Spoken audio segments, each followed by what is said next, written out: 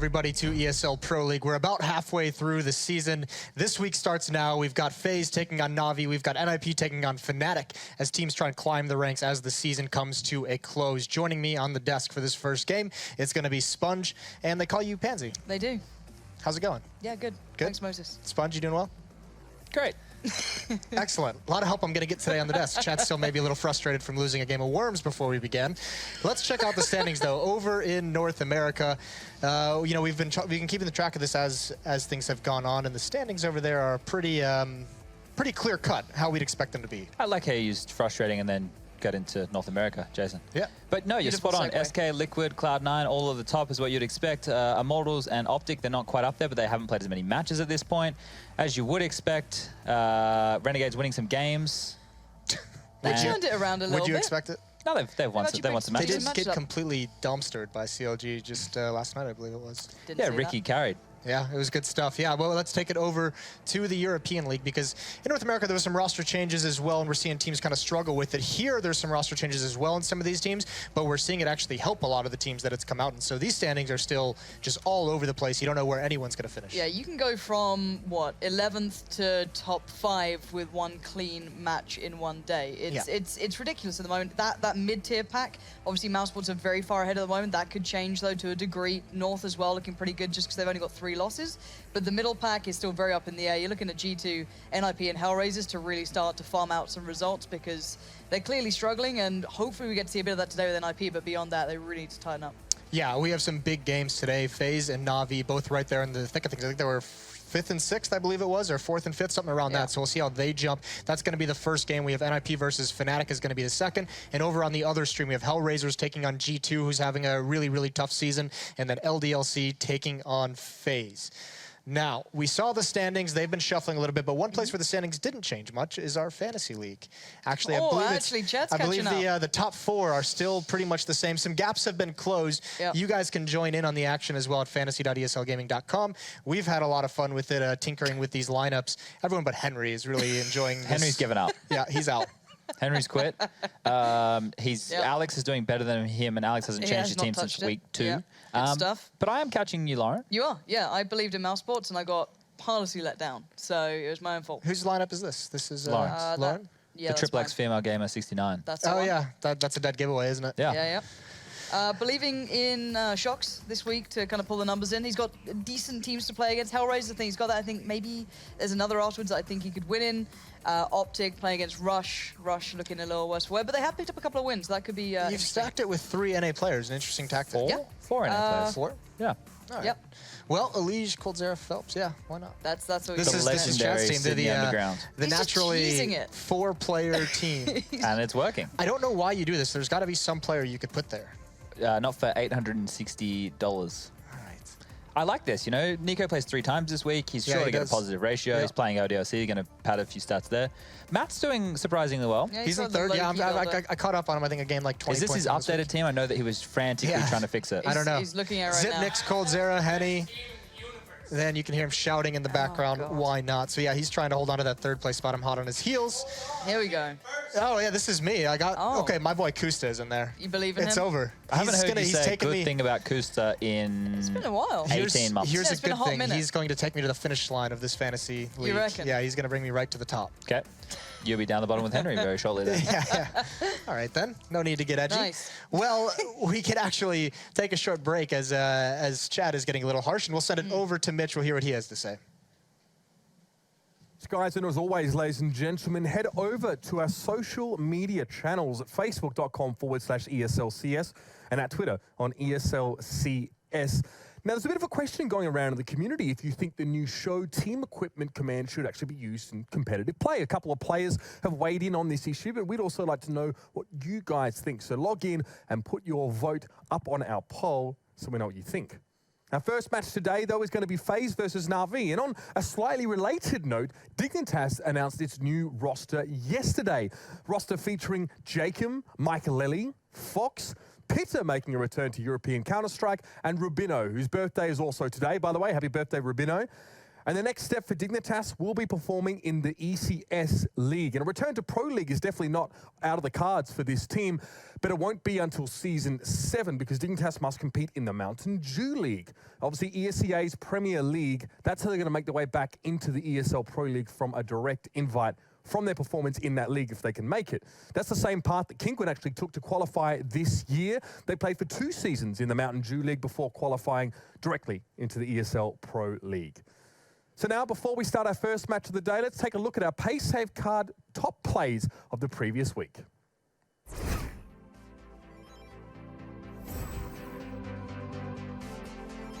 But that's a lot of the Fnatic style as well, is that individual prowess. They always believe that they can come back from any scoreline. Oh, there it is.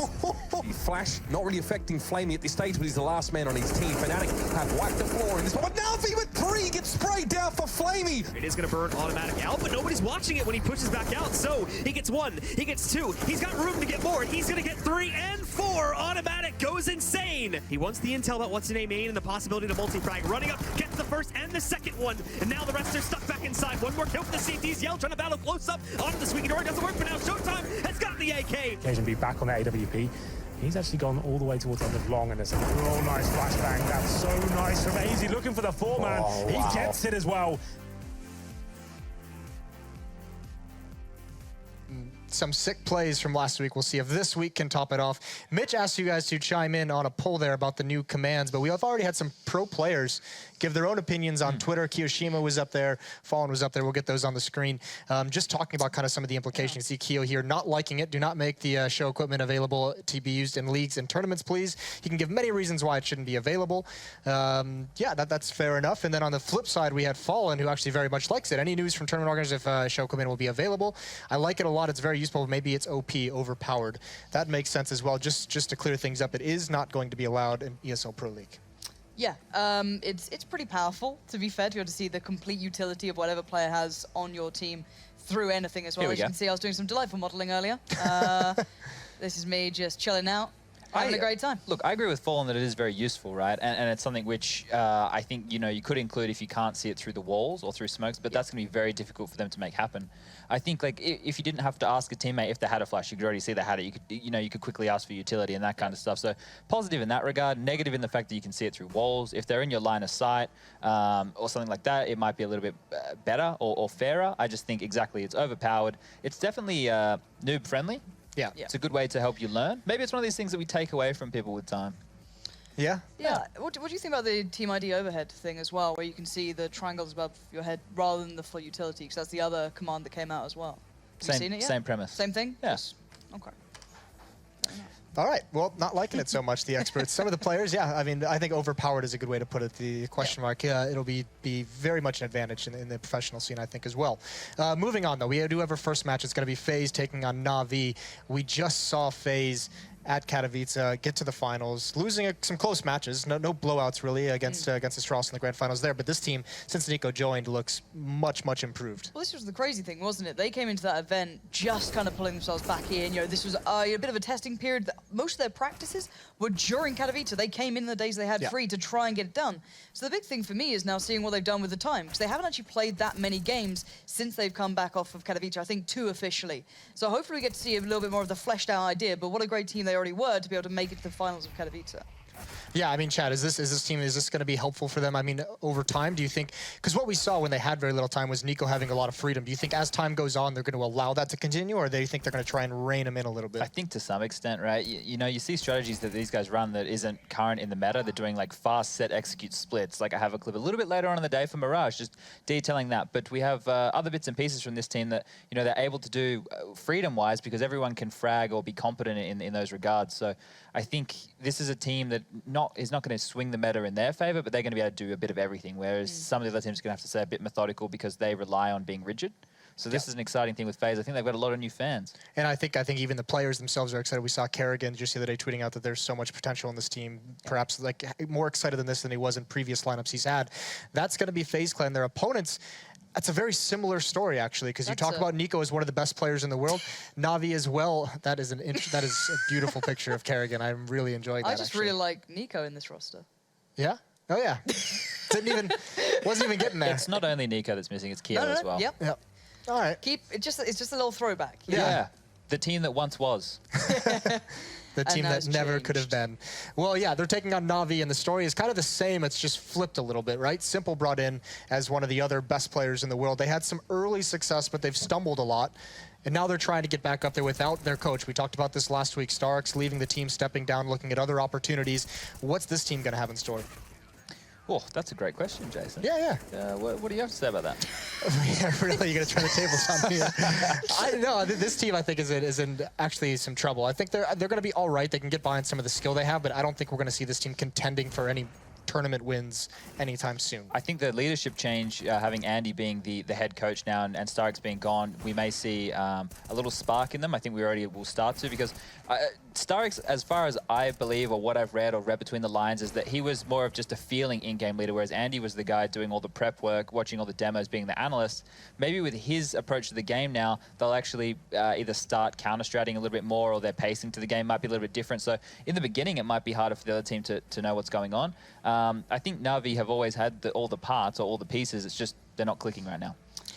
Yeah, the one thing I would say is, though, I don't know if we're going to see particularly a deep challenge towards them this game. I know FaZe can challenge, let's not go beyond that. But if you look at the map pool as well, so far they've been able to play the maps they like. At least in the last couple of games, they're playing the exact same maps they played against Fnatic, if I'm not mistaken. Mirage and Train. So are the most played and the highest win rate out there for NaVi. So I don't think we're going to see a huge problem yet. I think it'll happen if someone tries to throw a curveball at them, if they get pushed out of those real comfort picks.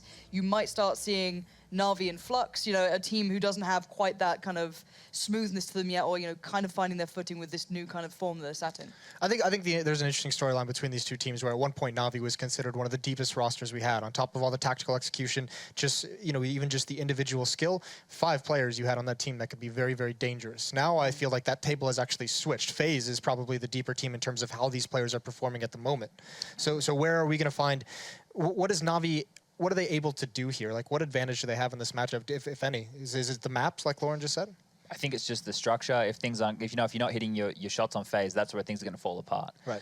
You need your players to be doing their job. And I have a clip here of somebody who gets slept on a little bit. This is Keo from FaZe, and he's I guess a role player, maybe a support player. And the clip here is basically demonstrating how well he plays this inner bomb site. It's just a montage of him delaying, making impact frags, and showing how to hold this inner site. He does this a lot. It does this on like Overpass. There's plenty of other maps where he has to solo and get a lot of multi frags and relay information to his teammates. So he's one of these inside players that plays the off angles, relies heavily on his rotator, can delay, can communicate well. If we get to it, I don't know if it's included or not. There's one that he gets where they're down in a low man advantage. He grabs 2 frags, even delays for his teammates to rotate. It's a very difficult position, and the players who play it probably don't get the credit that is due. Yeah, and just very briefly on that, if you look back at the Fnatic game as well, Seized was continuously dominating someone like Flusher, who kind of likes these sort of spots as well. B was constantly being pressured, so it'd be interesting to see someone like Keo now in that position, trying to be able to hold back NaVi. Yeah, Keo has been lights out in this team recently. He's been incredible the way he's stepped up, but it goes the same for someone like Alu as well. This team is, like I said, probably one of the deeper we have right now in the pro scene, which is surprising considering they just add Nico. Do we have the 2 best players in Counter-Strike in the server in this match, Nico and Simple? Arguably, yeah. I'd say they're, definitely 2 of the players in the top 5. Yeah. For sure. Like, individual skill-wise, I think people need to make sure that we're putting that in that context. But for sure, I don't think it's going to be a battle of Nico versus Simple, however. That's not what we're going to see. But we do have that explosive potential for amazing individual plays and clutches to come out of these guys tonight. Now, the first map is going to be Train. This is a map that NaVi has always been very, very good on. We just saw Guardian the other day with the op having some stunning shots. He likes to go for that spam, for instance, the number 5 play of last week. Yeah. I mean, is this a map that they're going to rely on the AWP to be effective? Like, what did we see from it last week? Were they relying too much on Guardian? Were they able to have the set tactics? Yeah, for NaVi, I think, the AWP is obviously going to be very important. That duel against Alu, he's the inside rotator if they can find him. Also picking Karrigan towards Ivy. I think a key for FaZe going into this is sandwich. They really like to play that position. Rain likes to play it. Karrigan also likes to get up in that position. And when you're getting executed on late round, if you have a player in sandwiches the CTs, you can slow that execute down, allow your teammates to rotate, and basically shut down any late kind of splits. So I think that's a key position for NaVi to flush out FaZe while they're on their CT side. Is there space on this map for Nico to make plays? What we've seen from him on Mirage, for instance, at Katowice was, there were rounds where he just took the initiative, walked up a ramp, took some duels, more often than not won them. Can he do that on Train as well? Can he be that force that is going to attract so much attention? Mouse had him doing it. They were doing the outside execute, setting Mouse that had him behind doing the a lot of smokes. things. Most of things, one could argue. I think, you know, if he has good spawns and he can get out to Olaf, or he can push up behind the smokes and then, you know, pop flash himself through or get a flash and then make some picks, he can. It's just a bit more difficult to have a heads-up duel, you know, just stepping out of Pop Dog or trying to take a John Ivy. It's heavily utility-based to make room for him. Once he has that room, he can definitely make those impact frags. Here's something we can talk about, because I just got word that we're missing a couple FaZe players, so we have some time while they're joining the server. Mouse Sports without Nico seem to be, you know, we talked a lot at the beginning of the season when they were 4-1 that, you know, Nico got them out to a good start. But now they still continue to do well, almost like they're flourishing. What is it about this team that can lose one of the best players in the world and almost look like they're better? Oscar's just fallen into hard carry mode. If you look at him statistically, I think he's actually one of the better players out of the Pro League currently. Yeah. Individually, that is. He's made a huge impact to the team, and I think it's the mental impact of maybe not having necessarily Nico there. Maybe everyone has to step up, quite simply. They've always had players, I guess, to a degree, who've kind of been put into that role and been able to take them further into games. Chris J had it for a while, didn't necessarily flourish in it. Then he came back and looked decent.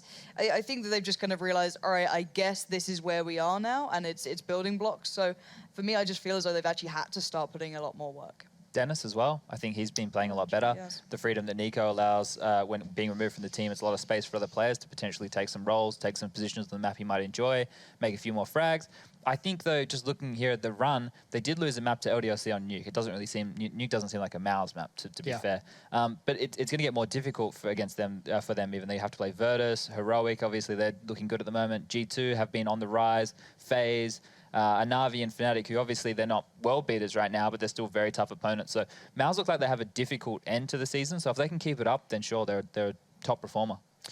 Now, these two teams, the big thing with them going head-to-head is they're right in the middle of the pack. I mean, these are two teams that we expect to be in the playoffs, excuse me, in Dallas at the end of the season. Are we still seeing both of them make it? Are we still seeing both these teams kind of get there? Who are their next games coming up? Do we know?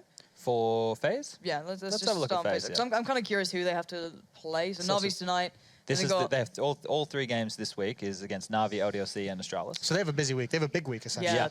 Because Astralis isn't top 6 at the moment, are they? They Did are. they get back like into it last week? Or something. They're actually quite high. They rose up pretty far last week. They also have a quite difficult end to the season. Fnatic, North, Virtus Pro, G2.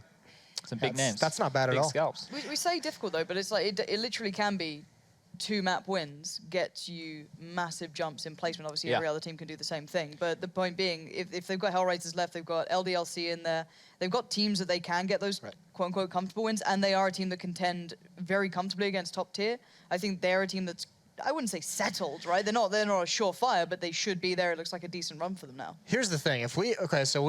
You look at the bottom of this with NIP and G2. Astonishing that together they only have 3 wins, but with how close it is, with the fact that 4th seed is only 5 wins, is there still a chance for these two teams to somehow get up there to make it? I don't think it's mathematically impossible. I think, you know, if they just start stringing wins together, they need to be getting 2-0s versus big dogs, right? You can't just be getting the 1-1s. It's too late for that right now. They've lost to teams they probably shouldn't have. And this is the chance for them to get back in it by getting some big scalps. The problem is, I think the way that the veto happens or the maps that they're going to end up on, it's always going to be comfortable maps for both teams. It's never going to be an extreme, like this team is a huge favorite. So for them to be able to win a veto or to pull a map that the other team definitely doesn't like or definitely isn't expecting, that's completely out of the realm of possibilities. So they have to make sure that they're super prepared on the maps that they do have, which are, I guess, middle ground maps. They might have to put in a little bit of work on things that they might neglect. Well, because here's why I asked, because I know you just mentioned G2 on the rise, and obviously that's taking into account different leagues, different qualifiers they're playing in, as well as Pro League. NIP as well. I remember after Katowice, you said they're looking much better than they have in the past. Yeah, we still see them in these. Yeah, at the time, we still see them struggling so much in these. What is it that makes you feel like these two teams are playing better? Well, so the NIP one was from the horse's mouth. That's what Freiburg said. He said they felt like they were playing better in Katowice, even though they didn't make it out of the group. He felt they were playing a better brand of Counter-Strike, but for them to still make that roster change, obviously they felt there's room for improvement. Now, we don't know how that roster change is going to pan out, right? Normally, these guys make that change.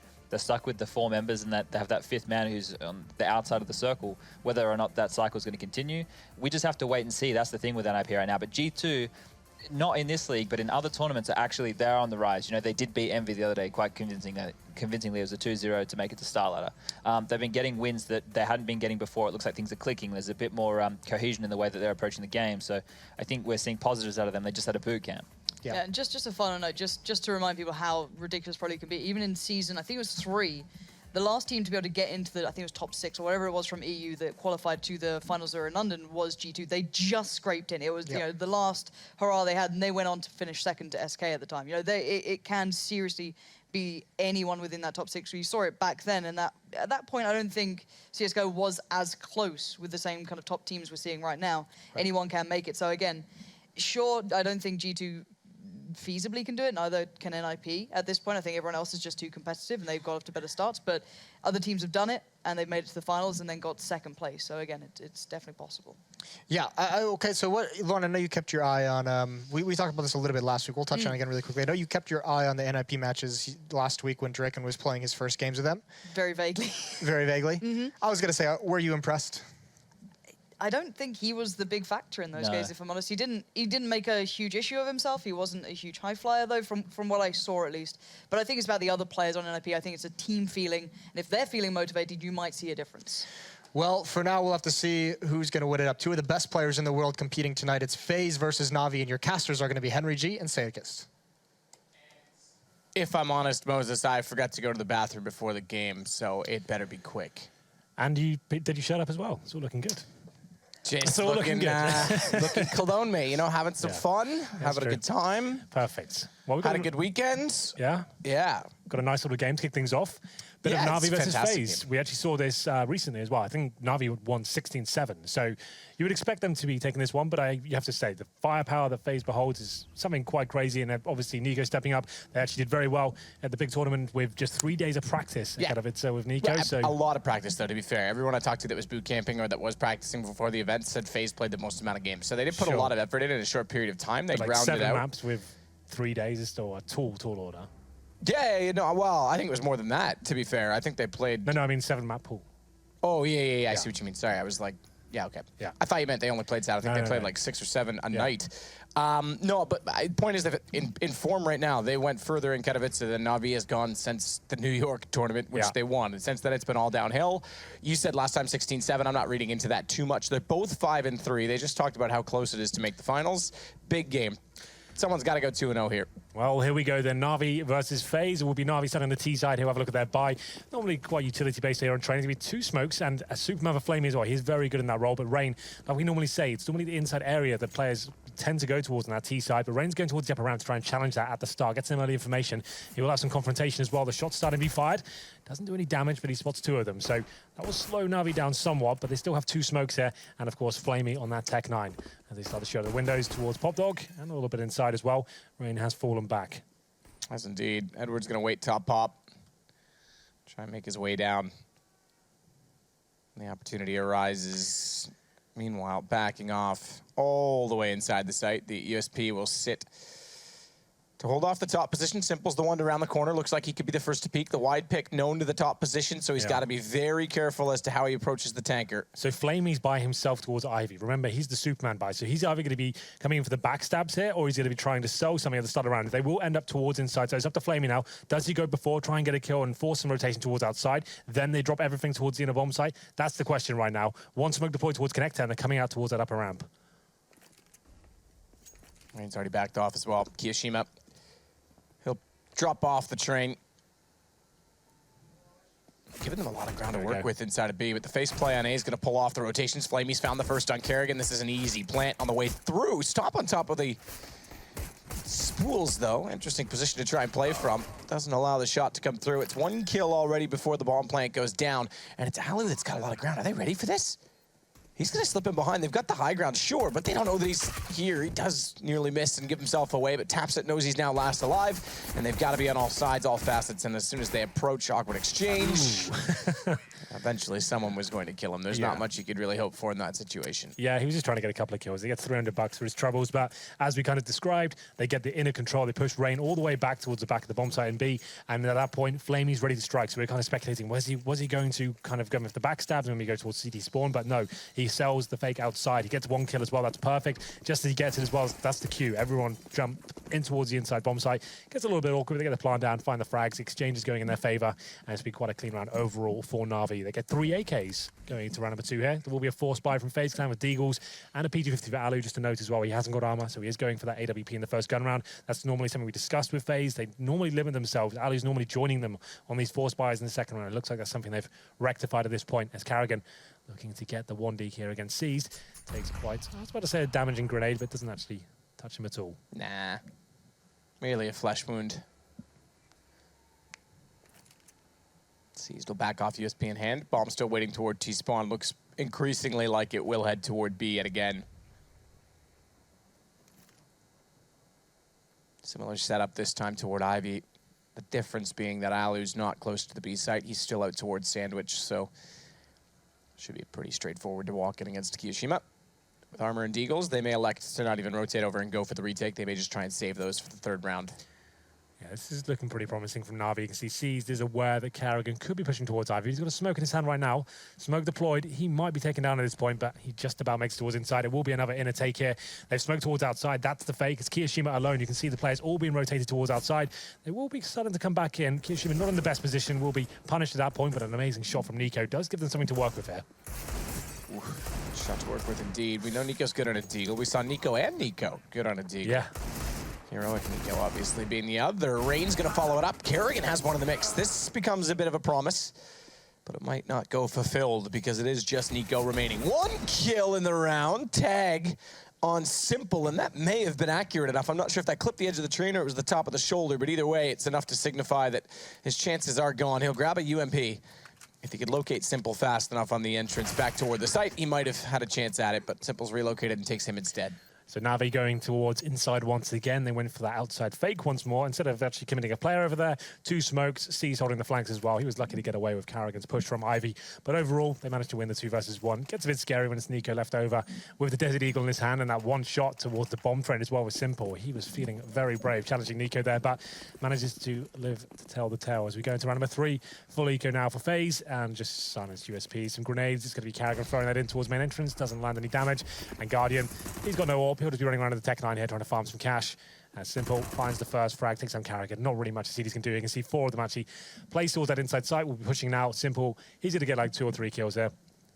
Oh, they're not even going to go down Pop Dog. It's probably a good idea, right? Because you're just going to give him free money at that point. Might as well see if you can get anything out of this. Every kill they get, even if it's like quite a frustrating one, it's worth $300. Nico gets one. He does. Does indeed. Guardian knows his UMP in front, wants that. Tech 9 still in hand. Could line up 2 potential kills. Nico goes low enough that Edward will follow it up. Keo actually takes Rain out for him, so it's 2 versus 2, just like that. And Nico's going to be able to pick up another UMP. Yeah. Thankfully, Seized gets down that ladder because Alu finds that kill. Nico with the UMP picked up. Bomb down inside of the site. It would have been Flamey to take off 2 charging from the same position. It would have had trade potential.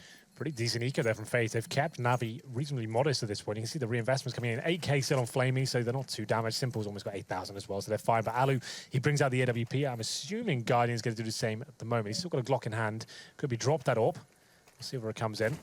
AWP goes down, of course. Guardian, this is one of his home maps. Very, very good, especially on this T side.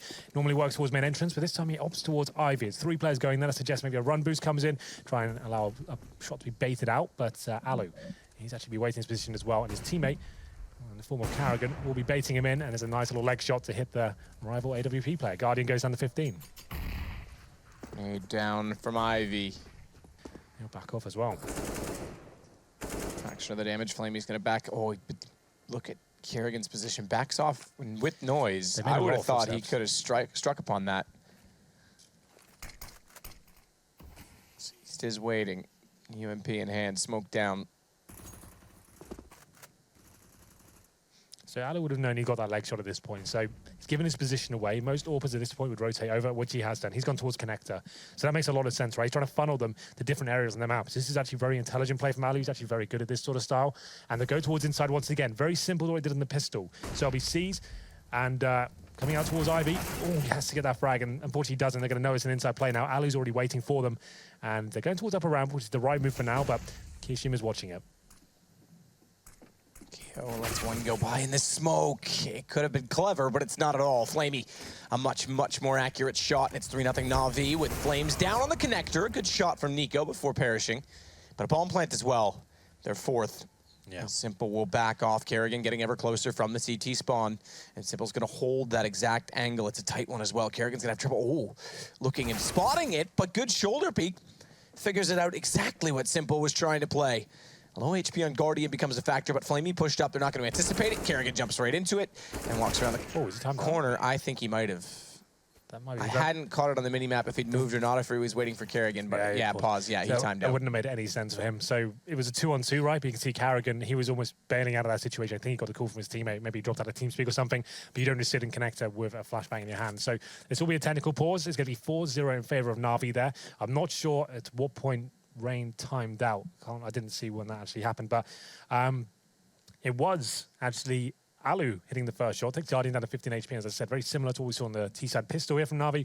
They left one player in the form of Siege with just the UMP there. Even if he goes down, it's not a huge deal. He tries to show some presence towards Ivy. Just as he does it, they lost their man advantage. He actually didn't find any frags there, but some amazing shots from Guardian, and I believe it was Simple as well. They took two players down, Kiyoshima and Alu, who are waiting with that AWP, of course, as well, and they managed to overwhelm the bomb site. And as you do, you push down as far as you possibly can, throw the Molotovs towards connector as well, towards CT spawn, stop the CTs rotating in, and you've already got those forward positions, holding the lines, and not really much they can do about that. So, of course, the Rain does drop out, but unfortunate for him. And it should be an eco at this point for FaZe as well. This is pretty rough. Certainly one of those CT-sided maps we have. Going 5-0 down against NaVi is never where you want to be. So in terms of the buy, they can get into round number 5 here. Will be maybe 5-7s and some body armor. They get maximum loss winners in the next round. Ali's got 3k at the moment, so you can get the AWP into the next one. But NaVi, more the same from them this one. They know it's going to be an eco. Maybe some pistols, wait for the inside push, execute outside, all the smokes, Molotovs deployed. Go together, trade frags. Should be quite a relatively easy round for them. Could be a bit of time here before we see Rain back. Hopefully it's not. That looked like a proper timeout. So like, he was 100% not moving. He's just sitting there. That was like his ISP going, I would imagine. Well, it could be his computer going. It could be anything going. It doesn't necessarily mean ISP. But yeah, he definitely was not moving. Oh, I see him back on your screen. He's back. So this is a good sign. This could be a lot quicker than I was potentially setting myself in motion for. Mentally preparing. Well, mental fortitude is everything. If you ever get stuck in the woods, Henry, what have you got to do? What's your top tip? Stay strong. Just stay strong. Hug Just a stay tree. strong. Use that mental fortitude. Don't you normally drink your urine? I do that for fun anyway. Yeah, like not even if you're in the forest. You just do it anyway. Nah, I do it anyway. Yeah, if I was stuck in the forest, though, I would turn into a cannibal after like an hour. I'd just be like, that's it. This is my life now. I'm going to rip my shirt into a tank top and eat the first person I see. Not asking for help, just eat them. No, that's it. Fair enough. We're back into it. This is going to be a little partial buy here from FaZe. There's a scout for Kerrigan and 5 players one side. So this should be a set piece. There's actually 5 players outside for FaZe. So going to have a rough time here doing anything about this. Should be quite a simple play. Flashes over, smoke down lower ramp, and Simple, he's patrolling towards upper. Here's the flashbang in the hands of Guardian. Here we go. Not really much you can do about this. Unless Kerrigan start hitting some amazing shots here, they should be done for. There's one. That's not a bad start. Oh, could have been 2. Didn't even tag him. Didn't fire the shot. Simple got it first. He gets 2 on the AK. Looking for a third as he gets forward. Tagged off. Got to drop down. They know he's in the lane. Linear perspective. Very easy shot for Rain as a result. And Rain will continue to push forward upon the site. 3 versus 3 as well. And the AK in the hands of Alu could start to be a threat to them. Is this the first round that they're going to get? Because Guardian looks the wrong way at the wrong time. Alu gets closer. It's Edward from above. Spotted out immediately and a fast push in from Alu. It's down to Flamey. 1 versus 2. Bomb still planted. It is planted for him, but they've gone hunting. They're going to try and wrap around. No, they're not. He thinks they are, but this pushes him out of the lane, and that's going to open him up to Nico. But no kit means no round. Yeah, they've had a lot of frustrating rounds of this. That's getting to the final kill and then not being able to finish it off. But good news is, saving the AWP, certainly going to help out into round number 6 here. It will be NaVi picking up the 5-0 on the T side. That's a massive start for them. And we'll have a look at the buyers coming in. Carrying it and all. This could be the double AWP setup, in fact. Okay, he throws it over. I thought that would be the go-to play, considering they saved an AWP. I think Alu could have afforded a second one, but not opting for it. He's going to have the single AWP set up here. He went towards Ivy last time. We'll have a look at the minimap and see where he's heading towards. Looks like a very similar play. Keep my eye on him and see whether he'll be challenging Guardian this round. Guardian, of course, back towards main entrance. Trying to do the old wall bang once again. Managed to land it against Fnatic last week. Hashtag POV Rain. Hello. Gets taken down by Edward, who will switch to his hashtag POV or exclamation mark, whatever you guys are typing. Edward gets 2, though. It makes it now 5 versus 3. As the bomb gets closer again, NaVi, I have to say, on train, considering FaZe, remember the overtime situation we had at Katowice? The first time we had the overtime decided, they beat Astralis. They looked very strong in the map. They were confident to try and leave it in the map pool for the finals. Unfortunately, the curveball came out that Inferno came as the 4th map in the best of 5. They never got this far. They like this map a lot. Yeah. And NaVi is battering them on it, getting bomb plants every single round, controlling the pace. Yeah. Forcing rotations. Controlling the pace is key. They've completely changed up that round. They've been going very slow and providing a lot of fakes so far. This time, FaZe, pretty standard set from them. They smoke towards Pop Dog. You think, when you drop a smoke in that area, you think, okay, that's the risk eradicated. No one's be coming out of that area. It'd be crazy to run for a smoke. They throw one flashbang over. Edward just rolls out towards Pop Dog. Rain can't believe it. He's got a flashbang in his hand. He gets taken down, and so does his teammate as well. So great work from Edward. Pretty much wins the round single-handedly there. Some nice shots from Simple to finish things off. And there it is. It's going to be round number 6 going in favor of NaVi. AWP has been purchased, though, by Karrigan. He had a bit more residual cash. He got dropped a weapon in the previous round by Alu. So he's going to try and pick up this round by himself. Certainly can work on a map like Train. Kill one towards that side, follow them in there. You're waiting for them once again. Oh, but they've spotted Nico, and he narrowly stays alive there as the AWP bullet whistles past his head. The grenade, that lands directly. Here we go. Fall away from the position. When does FaZe Clan finally strike? Do you know the sad part about all of this? What? Nico's on my team. I forgot to update my team. I've got the whole Who liquid squad cares? again. You're so out of the league at this point, I know. Henry. That's why I decided. It'd be better to stop trying and act like you never did, because otherwise you're going to prove how little you know about Counter-Strike. It's true. Fantasy does gauge the knowledge quite well. Yeah, absolutely. If Thorn were here, he'd be dominating, right? Predictions. Yeah. That's how it works.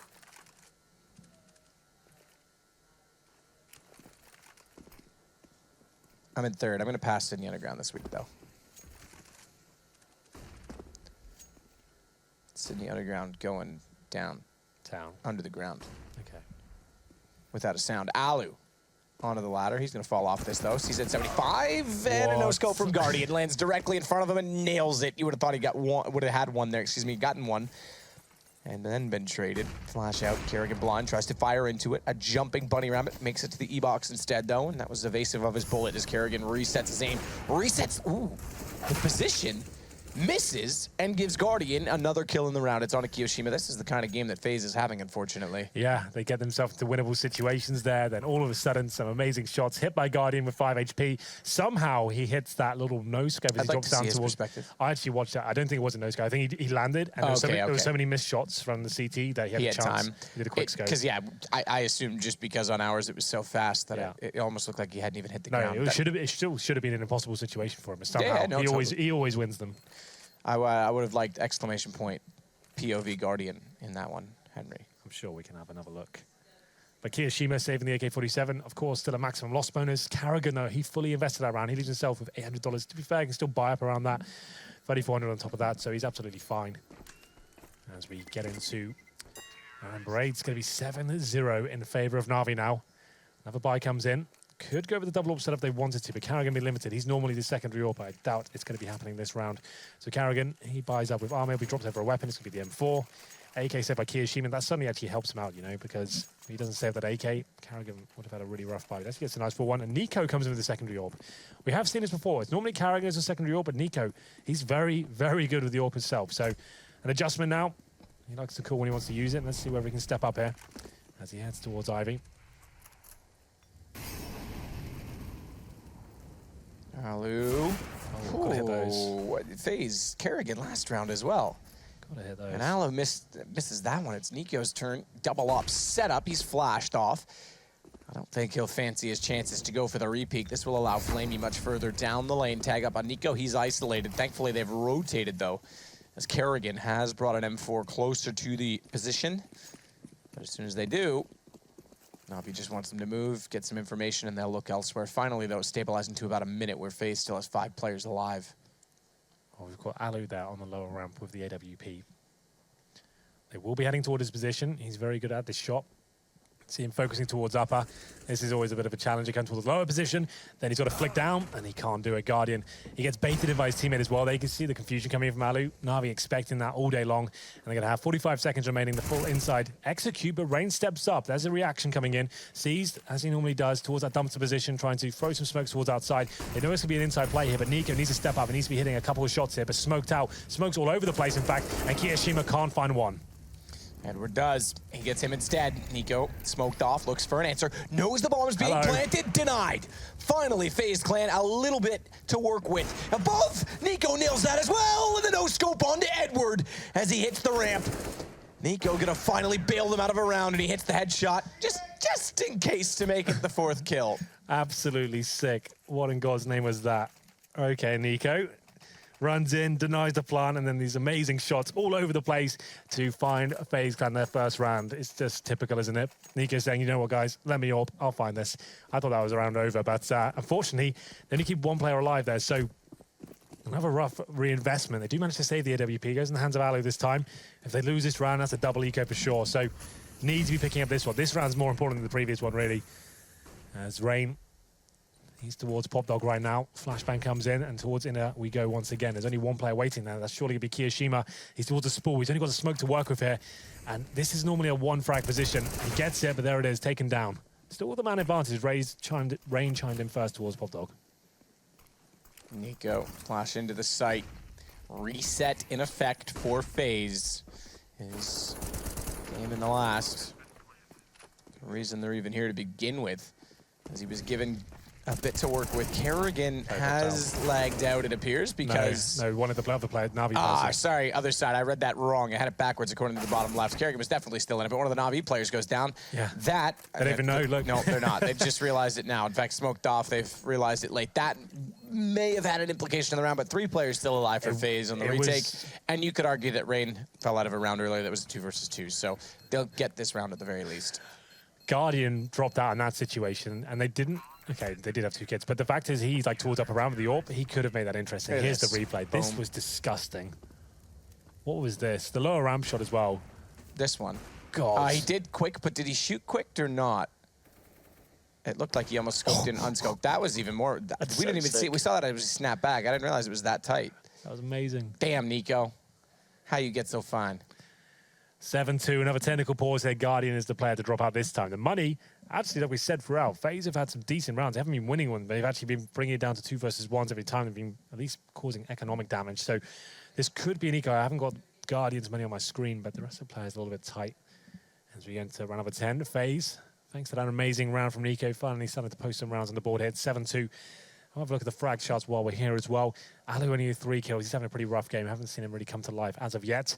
Nico, of course, he'll be leading the charge. He's got 9 kills, 6 deaths. And the other side, Flamey, 13 kills. He's been playing great so far in Pro League. Great form, generally, really. And Simple, one of the guys discussed on his desk, probably one of the top 5 most skilled players in the world right now. He's on 8 kills and 7 deaths. But a chance to calm down now, Matthew, as we had some high adrenaline moments just then. I like adrenaline. 50 cc's pumped straight into my left arm, please. Okay. Guardian's back, for anyone who's worried. He's got $5,000, so they still combined this. It wouldn't be the best, but I think at this point, probably worth it.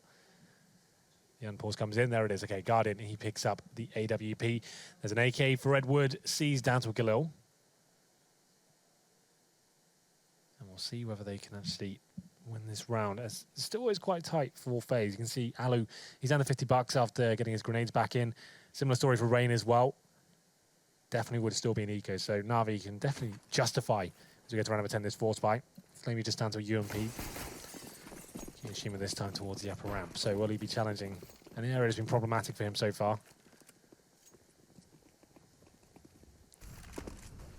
Alu getting there. Single op set up. But Guardian's glass cannon and the M4 gets there first. Rain was tagged. But that'll do, Donkey. He's on the other side of the map as well. And that's actually spray through from the outside of the site, the wooden window. It does reasonable damage onto Flamey. It puts him on 66. And Edward's going to try and reverse it. That's not really the lineup that he's looking for, though. So Simple covers inside of the B through smoke at Brown Halls. He'll hold off to make sure no one's going to push up, allow his teammate to do the same with the bomb, and then head elsewhere. Elsewhere being the upper corner instead with his op to try and get inside of the B site. No one peeking. But Alu is, exactly where he looked. He had the lineup almost perfect, you know, considering how unlikely that angle is to walk into, but Alu was waiting for it. Nice work from Alu. 5 on 3 now. They have got a couple of smokes to work with here, but it's very unlikely NaVi can pick this round up, especially with the presence they've got right now. Kiyoshima watch towards upper ramp. Good utility usage as well. They're smoked out. Not really many options left for NaVi. Just have to rush through the smoke, I believe, but 30 seconds remaining. Need to make their move now. Back towards outside of a very difficult decision for them. Yeah, round over. Kiyoshima, he knows it. Takes one down. There will be commitment from C's, but Alu's dealing with it. Just flamey left, and we'll find a couple of kills and maybe a plant. That could be something, but Alu finishes it off. We said he's been pretty quiet so far, but that's a round with 3 kills with him. So 6 and 8. Doubles his frag total in 1 round, so that's not bad. Yeah, not bad. And they've actually broken the money down of NaVi as well. So this was a really rough game for FaZe. We're 7-0 down, remember, as well. They've had 3 in a row, and it's going to be an eco for NaVi at this point. So nothing purchased really whatsoever. Some P250s coming in the last minute. A couple of flashbangs as well. You just maybe want to flash towards inside, try and overwhelm Kiyoshima. If you get a plant down, that's something to work with. So you flash for those skylights. Here's one flash for lower ramp. And Kiyoshima, he'll find that first frag and just fall back at this point. Doesn't even overcommit. That's probably a good decision. He's worked out as an eco, done some damage, fallen back. Don't give them a weapon to work with. Get some backup from your teammates. Kyo flash. Calls for Alu. Alu there. He's going to make the first kill quite easily. Has to be said. This is where things get interesting as Kyo has to swap over to the pistol after getting 2 down with the M4, and Alu gets in position. Now FaZe starting to roll. You have to say as well, considering it was an incredible round from Nico, heroics just to get them rolling. They've done well to recover. Yeah, they could still win the half. So, well, yes, they could, but it's more than, you know, avoid the reset. Usually when someone does something that individual, obviously it pumped them up, because normally you just fall flat again after it's one person. Yeah. But it's never too late. 7-0. Just got to keep grinding it out. Like I said, there's 1 round to just pump them up, and here we are, 4 rounds in a row. It's going to be another full buy for NaVi. This is the kind of round I'd say for your FaZe. You're bringing something aggressive to the table. You're maybe pushing towards Ivy with the AWP, going for that first pick and just trying to throw a spanner in the works to show you're actually not rocked at all. But it's going to be a faster round here from NaVi. One player jumps out towards Olaf, but Rain spotted him as he gets in towards Popdog here. And there is some aggressive play towards Ivy. That's what we wanted to see. It's Carrigan who's challenged towards C's as well, and it's going to be Ali to open things up. And Carrigan will be falling back at this point. They've got that man advantage. That's a good call to make. Did a little bit of damage towards C's, but it's equal in return. Smoke down again from Kerrigan as Rain gets flamey. You can see his dead body sitting on the floor, withering away lifelessly.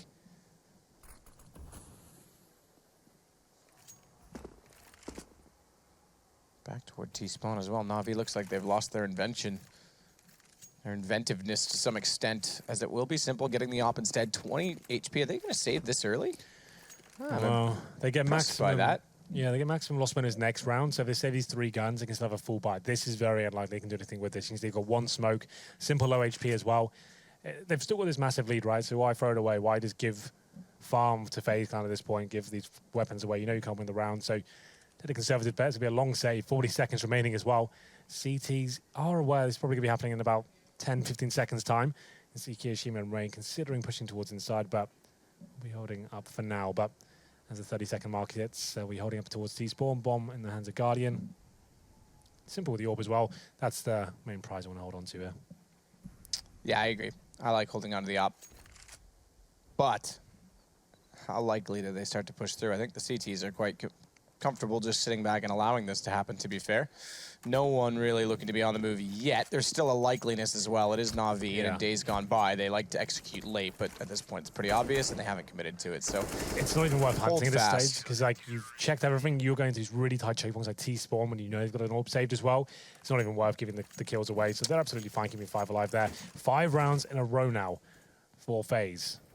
Nico, that got things rolling, and it's going to be a tactical pause at this point, just to allow NaVi to work out where they're going with this one. So those 3 players that save the weapons, they don't get any money on top of that, but it means they can help out their teammates. So Edward and Flamey, they get $3,400. So Flamey's got 4,750, so he can get a nice full buy with the AK.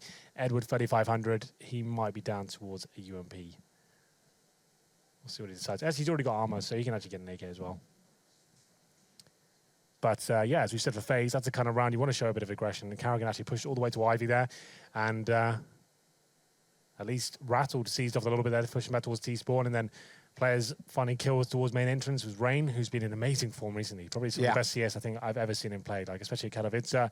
He seemed like reinvigorated since Nico's joined. He really believes in his team. I think there's two things. Yeah, Nico, he's got more confidence to get away with things. It's not even that Nico necessarily gives him more freedom, which undoubtedly I'm sure he does, but it's the thought that he does. Yeah. So therefore he thinks he can be more risky, I guess, and have someone he can fall back on, that, you know, if he goes down, he doesn't have the pressure on him for doing so because Nico can cover for it, and vice versa, to be fair. Well, the unpause comes in. It will be a full buy for NaVi, of course, after saving 3 weapons, but we'll see what they can bring to the table here. Haven't really got going since they got that 7-0 start. 5 in a row for FaZe.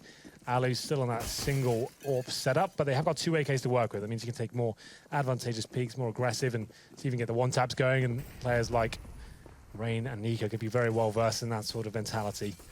As we get this set up to again, once towards Ivy, it's carrying by the server. Rain looking to challenge. Pop Dog as well, does a bit of damage to Edward. Only down to 73 though. And this looks like maybe outside execution. You can see on the minimap, so many players towards Pop Dog. They will be trying to get help control of the White Horse here, but Guardian towards lower ramp, doesn't spot anything just yet. And Right guess. I can quite nip it. I think he just got the edge of the train instead. Well then. Haven't seen him try the wall bang to aim in yet. He did it once. He did it and hit Olaf. I remember. He No, did it once he this did game. Did it once this game. Ah, Didn't okay, hit I anyone didn't see there. it. I apologize. I forgot. I have short-term memory loss. 51st Dates. That's the name of the movie, Henry. What, the one we referenced last week? Yeah, exactly. See, I forgot we did that because I have short-term memory loss. Alu holds. This gives the room for Keo to push. He'll find Simple waiting on the other side. Bomb down and thrown slightly forward to the corner. Smartly, he won't stay there to watch it, but they now know exactly what the plan was. What is it, though? That's the better question, because Kerrigan has discovered that plans change. They'll go back toward the A site instead. Nico rotating over, though, finds Edward. Can't find the one-tap toward Guardian. AWP is posted and ready. And as such, they start to work deeper through the site. Sandwich, namely. Kerrigan might be slightly hungry for a bite of that sandwich, and it's a double-decker. Double Big Mac, as he gets 2 patties sitting on top of the lovely bomb site. It's Guardian to walk up, gets taken down by Alu. Bomb was planted, but they will at least get the defuse. A double-decker for Kerrigan. Not bad at all. Lines him up. Can't deny the plan coming in, so that does help NaVi get some cash going forward, at least on top of their $3,400. Something to work with for 6 rounds in a row. And it will be FaZe with a nice play for Kirishima. That was just perfect timing. You can see he's being backed up by Alu, who's watching that angle as he sneaked up the ladder there. He finds Simple with nade in his hand. The bomb's dropped. They don't overcommit, though. They realize the bomb still can go back towards outside. Nico's aware of that. He's got that AK-47, as we mentioned before, as well. Nails the first shot, slows him down long enough for Kerrigan to come in and find the double kill to secure the round. 7-6 now. Like I said, FaZe can still win this half, even after going 7-0 down. You wouldn't have thought it'd be possible, but they're certainly making a case to make it happen. The double orb setup comes in now. Kerrigan dodges the flash, and that's an easy shot. That's why the run boost is more preferred. The flashbang's not really enough, especially on that side, and Nico finds a second frag as well. 5-on-3 as quickly as that. NaVi looking a little bit lost after their initial lead. Sees him able to drop first, and Molotov's out of position as Guardian with no orb this time. Have to go towards inner. They're segregated as well. You can see one player rotating in from Ivy. That's going to be Flamey. Bomb storms lower ramp, but what's the play? Just walk in, contact play, got no nades left, man. You just have to go for it. Oof. Go for it's going to be tough as well. Guardian on 23. Alu smokes himself off because he doesn't want to contest. What he doesn't know is that there's no AWP, but either way, he's holding them stationed for Rain to sneak in behind. He's found a kill already. Flamey does walk in. You said walk in was the play. Catches off Nico. That'll sound the alarms toward the A site, however. And the bomb's still down. Alu's very simple to take him out with the CZ. Yes, just Guardian remaining. 7-7. You said they could win the half. I did. And all it took was a godlike round from Nico to get them on the board. If you're so good at predictions, though, why are you in dead last in the fantasy league? I don't know. I took some big plays, didn't pay off. Last week was probably my last chance. I went all in on Liquid, and they got banged out by Renegades. Last team I'd go all in on, I'm sorry. Yeah, I don't know what I was thinking. I think I was fresh off the boat from Katowice, and I thought, okay, chance to get water, back. Liquid, Yeah, get exactly. it. Yeah. And here we go. Round number 15, double up setup. ropey by for Na'Vi. They do find the first frag. Edward once again aggressive towards that pop dog position. There will be Molotov down, but he's going to push through to his detriment, I would say. It's Nico looking for the multiple kills, and he gets 2, 3 on 3 now. No nades remaining in Alu. He finds another AWP kill. Carrigan chimes in as well. Just Guardian now up against 2 FaZe players. And an AK-47 in his hand, can't find the spray, but he does significant damage towards Carrigan. Does indeed, and Guardian nearly caught Carrigan. Low HP, wrapping back toward Old Bomb. He's now between 2 players, but good read. Finds Kiyoshima. Bomb to be planted as well. 16 HP for Kiyo. This surely is Guardian's round, but Kiyo's got an EWP, and he's not willing to give up the long position easily. He's waiting as well to see if Guardian has stayed on top of the bomb. He's now at least had enough confirmation that he isn't, although doesn't confirm it. He's sure not. So he's going to move and rotate himself toward Ivy instead. Pistol pulled. But Guardian on 92. It's going to be well enough for that. And an easy shot as he sits to wait. Smoke diffuse. That's really the only chance that Carrigan, had on that. Yeah, Carrigan was just lost there. 15 HP as soon as you lost track of Guardian as well. All you can really do is smoke the bomb, hope for the best. Guardian sees the smoke coming in, and who would have thought after winning 7 rounds in a row, Na'Vi still win the half, but FaZe definitely gave them the run for their money. We'll see who wins in the second half. We take a quick break. Do not go anywhere.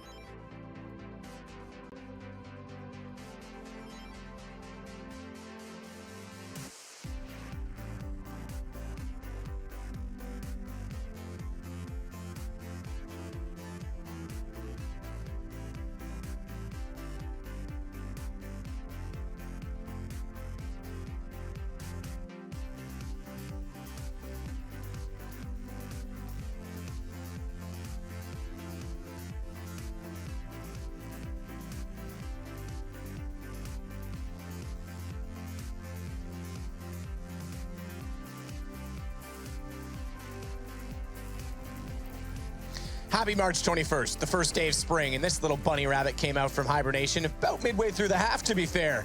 This round was sick from Nico.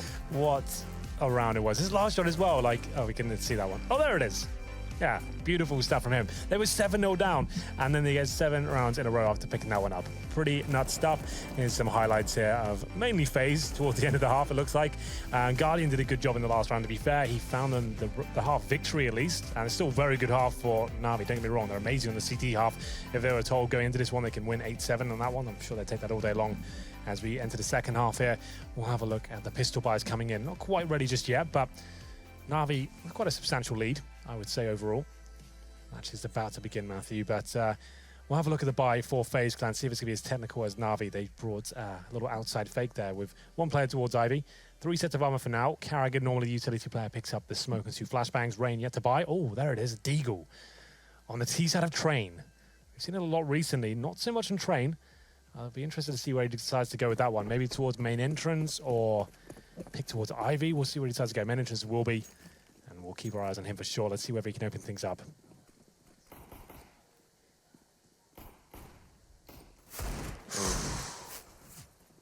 Deagle. Oh, goes the other way. Simple gets the shot with the USP instead. Yeah, that's a big investment to make. Obviously, the USP with 1 bullet potential as well. Just trying to challenge that, and he does land the first shot towards C's, but only takes him to 67. And Simple from Connector finishes off the job there. So good work from him. We go into a 5-on-4 situation. Still with the smoke there. That's Carrigan. He's towards inside right now. His teammate's going towards outer. So is he trying to maybe fake towards lower ramp or smoke towards the bomb train from this position? We'll have a look. As we hit the 1 minute mark, his teammates sending the bomb towards Ivy, in fact. So look at the little setup, though, from NaVi overall. You can see they've actually got 3 players towards the connector position. Simple finds another amazing shot from that place, and is going to be the connector towards Nico. 5 on 3. FaZe haven't really done anything in the round as of yet. Haven't got any control of the map as they actually look towards Ivy. They're very split up right now. Guardian gets some information out toward Ivy. Shot the second time around. A lot more successful, as he was late to go back and peek it. I think Alu suspected that he was likely trying to bait him in with a false sense of security, and he got caught looking at the server. As Edward from far is going to try and match that of his teammates in terms of flamboyancy and amazingness in the round. Kiyoshima certainly will. He takes down Simple with the deagle, but he's the last alive versus now 2. It was 4. He's still got a chance as well to find Seized in behind the bomb train. 10 seconds, though, in the round. That's the bigger problem. If he can find the first kill and get the bomb planted, he's got a bit of room to work with, but Seized is going to deny that opportunity. Kiyoshima very good at Desert Eagle there. He picks it up from fallen teammate Rain. He had body armor, hits 2 great headshots there. The round is already over. He gets a bit more money as we go into round number 2 here. They are going to be forced by no bomb down, of course. So Deagles and a Tech 9 for Alu. In terms of grenades, they've got 2 smokes to work with, so that's okay. Enough to work with, at least. Big round here. FaZe can pick this up, they're right back into it. If they can't, it's going to be 11-7 in favor of NaVi after the EQ next round. Giving too much away right now. Very split up. 2 players towards inside, 2 at Ivy. Bomb down at T-spawn. In terms of the buy for NaVi, they have 2 rifles there. FAMAS for Guardian, C's on the M4A1S. And then 3 SMGs, which is absolutely fine on train. Lots of tight angles you can hold up towards main entrance. Ivy, for example. Carrigan does get towards the end of Ivy, but hasn't got any confrontation as of yet. One of the rifles waiting for him, and finds Flamey, but can't actually headshot just yet. Kerrigan does try and go back for an additional shot toward Flamey, who has been tagged considerably. A deagle would be sufficient. 56, ready to get up close, gets 1. Decides to stick around with 9 HP for whatever reason with the MP9, although he does have a teammate there to protect the weapon. Edward, that's a great question. I was going to say, is in between 2 at Ivy, that's teleportation. He must have pushed main entrance somehow. He flew in the back of the Doves. I have no idea what he did then. But still, he wins the round, and that was a chance for FaZe to bring something back in their favor and get the economic advantage, but not meant to be. It's going to be 10-7 and potentially 11 as well. You can't really justify buying this round whatsoever as a tease. This could be Glocks across the board. It seems not even a PT50. That's quite rare to see nothing perched on the T-side whatsoever. Maybe just rush inside, try and get some trades. And there's only 1 player waiting for them as well, and he's towards the upper ramp. So if they rushed inside right now, this could mean a plan at least. That's actually very good news. They're not going to be rushing it, though. They obviously don't have the information we have to get towards upper ramp. And he's now in the perfect position to find the first kill. There it is. Maybe 2. Maybe 2, maybe more than 2, or Okay, headshots Glocks. back the other way. Kerrigan, and got the second of which. There's some more damage dealt in all of that, but it's down to Kiyoshima and Alu trying to get closer to the site. They will be denied. Edward gets the last kill. Yeah, that got a bit interesting. He said if the plan was possible, that would be great. They actually managed to out-duel the M4 player the upper round with the Glocks. That's actually quite a beneficial kill for them. But here we go then, the first real gun round.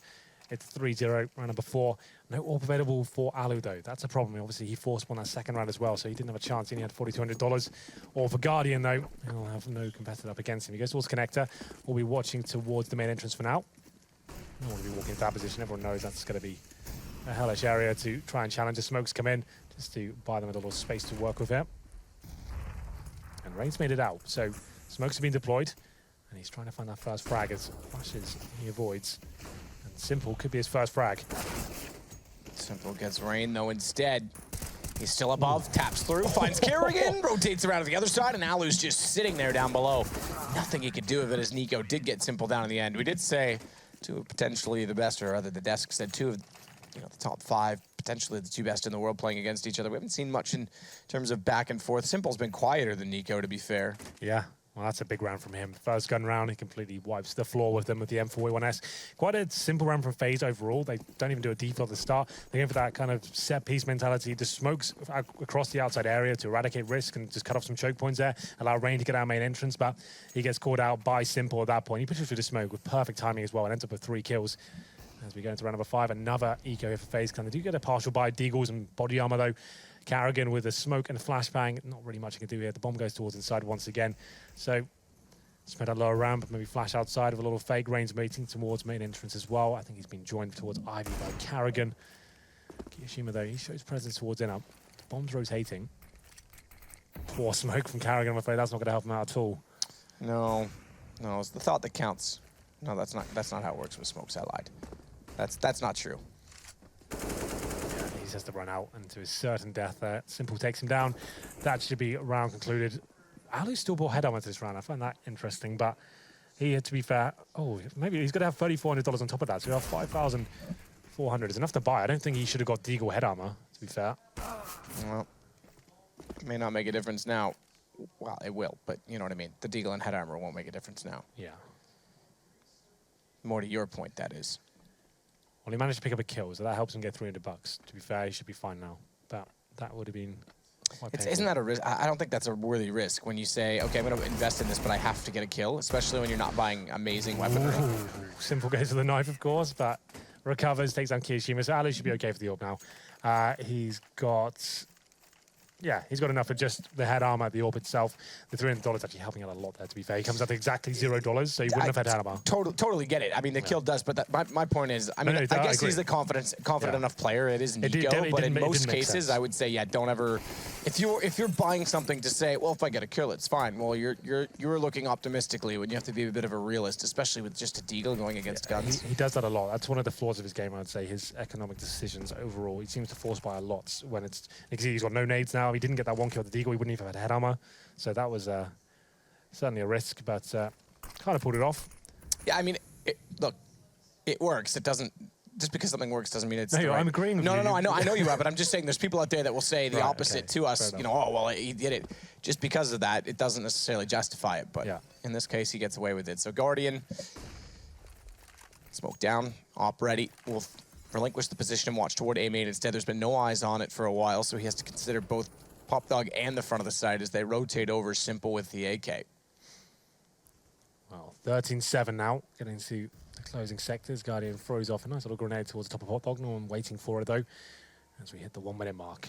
No ground covered once again for FaZe. They're just holding up in this default. No one's got control of inner. They haven't got anyone on the end of Ivy. Just holding up. They've got 4 smokes remaining, so you'd assume there'll be some sort of set piece coming in a second. There's a nice smoke used towards Ivy there. Here comes the full execution, though. They've been smoked out towards Pop Dog. It's up to Guardian now to get on top of that bomb train. Simple spots one, but we're falling back. Smoke outside of the Pop Dog means Guardian has to hold the wider angle as C's will set for cross and cover off A main. No damage done despite the spraying into the smoke and how close they were to it. As an op shot rattles in from Nico, or rather, excuse me, toward Nico. Alu will sneak up behind him, having secured Sandwich. Nico now goes inside of the site, spotted out immediately, though, from the control room. It's one down, and Simple chiming in as well. It's going to make this very, very favorable. And it's, in fact, going to be 14-7 as quick as that from NaVi. So despite dropping that early round in this half, and looking like they were going to drop down on the pistol, they pull the pistol back, and now they're just going on a tear. Yeah. This is, okay, so 6 rounds in a row this time. Yeah, FaZe look quite flat at the moment. Like I said, nothing really achieved throughout that round. They just do a set piece towards outside, but NaVi waiting for it. Yeah, all the shots required. Simple aggressive towards Ivy, just taking them down. This is going to be a partial investment from FaZe. You find it hard to believe they can win this round. Simple aggressive towards Pop Dog this time. Rain does find a shot on return there towards Flamey.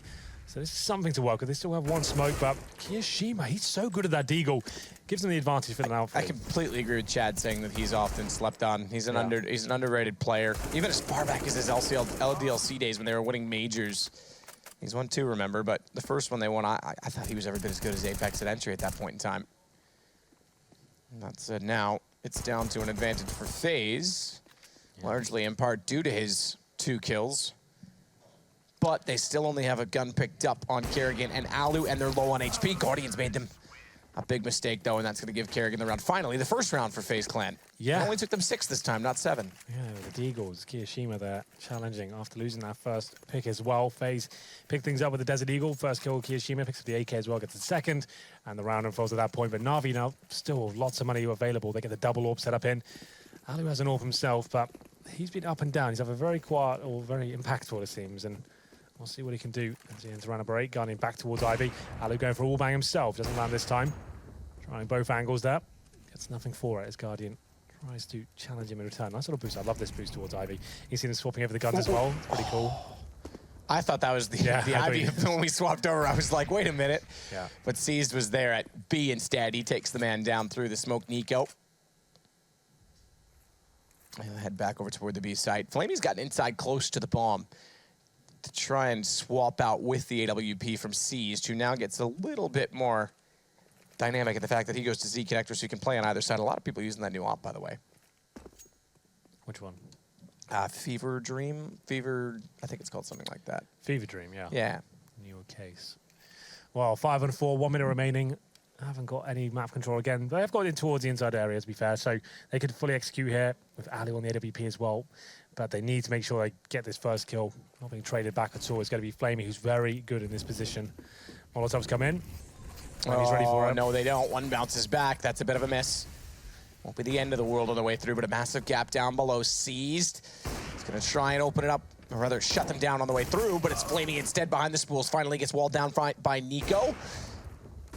Quick little flash up the ladder with a peek to go with it, and Seized can't find the angle, the shot required. As NaVi, though, sits with a 4 versus 2 into the post plant. Alu waits for the entrance, gets the first shot, down to him versus 3. Quick peek at the top ladder, realizes they're likely coming down the lane, and peeks it, finds out Simple's there, and he'll get Alu. This is going to be that point for NaVi, and a reset for FaZe.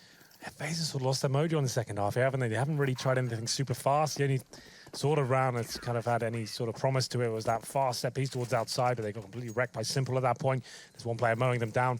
They've been quite static apart from that, just holding up in defaults, letting the timer run down, losing the first pick, and then it's having to execute somewhere, but not really finding the trades required at all. It's going to be 15-8 now, match point. Double orb set up on the T side is the final player from FaZe. They need 7 rounds in a row to take us to overtime. Very unlikely, but we'll see what Carrigan and Alu can do. Alu goes back towards main entrance, and we'll be looking towards bomb train here. Hoping player walks into his crosshair, not meant to be there, actually flashed off, and Seized. I thought he was going to hit that shot all day long. Goes down to 1 HP himself. Kirishima will be disappointed he didn't pick that one up.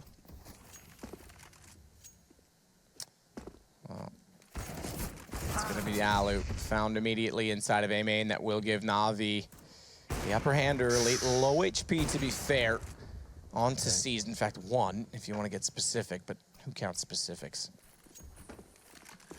5-on-3.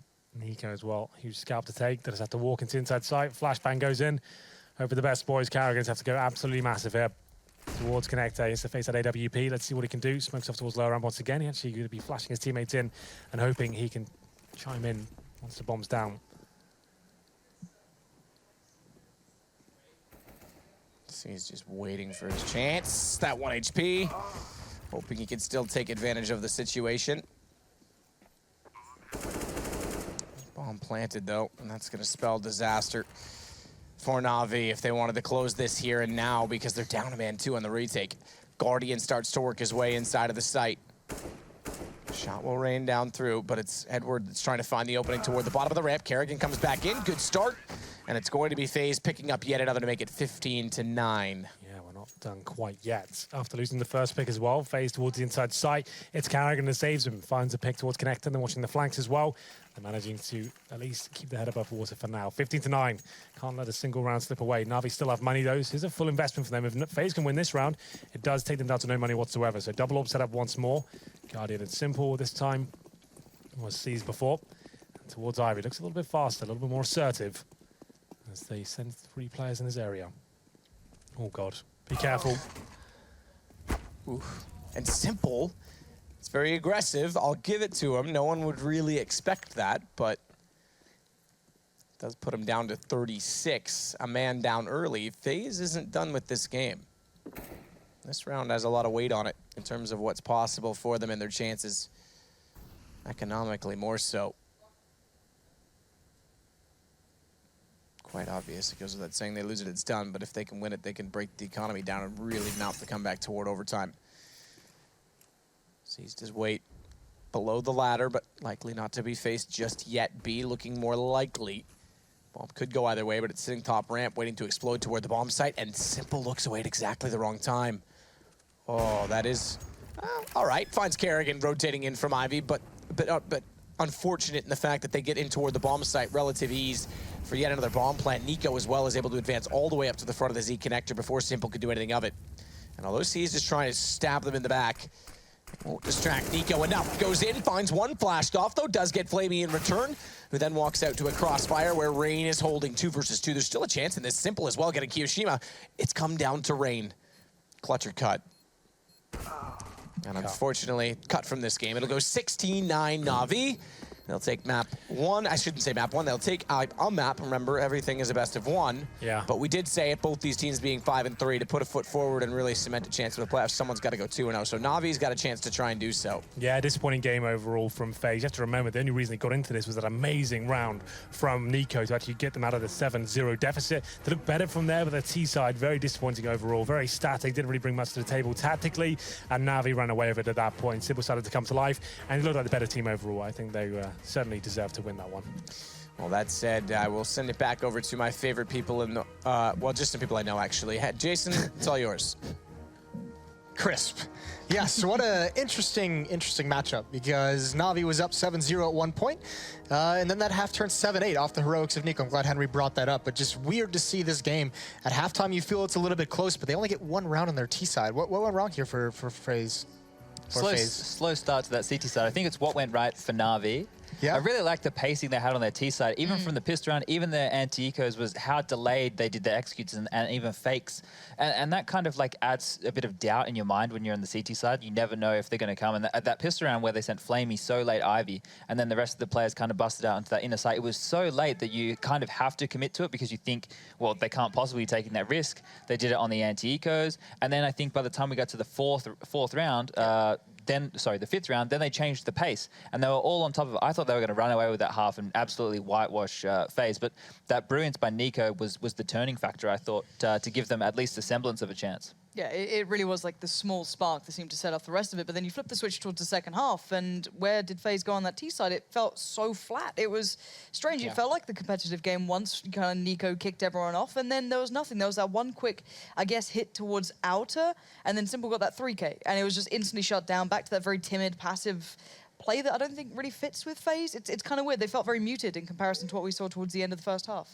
Yeah, and some success as well with the AWPs from the NaVi side of things. We even saw C's picking up, which is interesting considering they have Guardian and Simple. You think that's going to be the double op setup. C's, we saw a couple rounds, didn't have too much success with it, but I mean, overall, those ops seem to do the damage necessary to at least keep FaZe in check.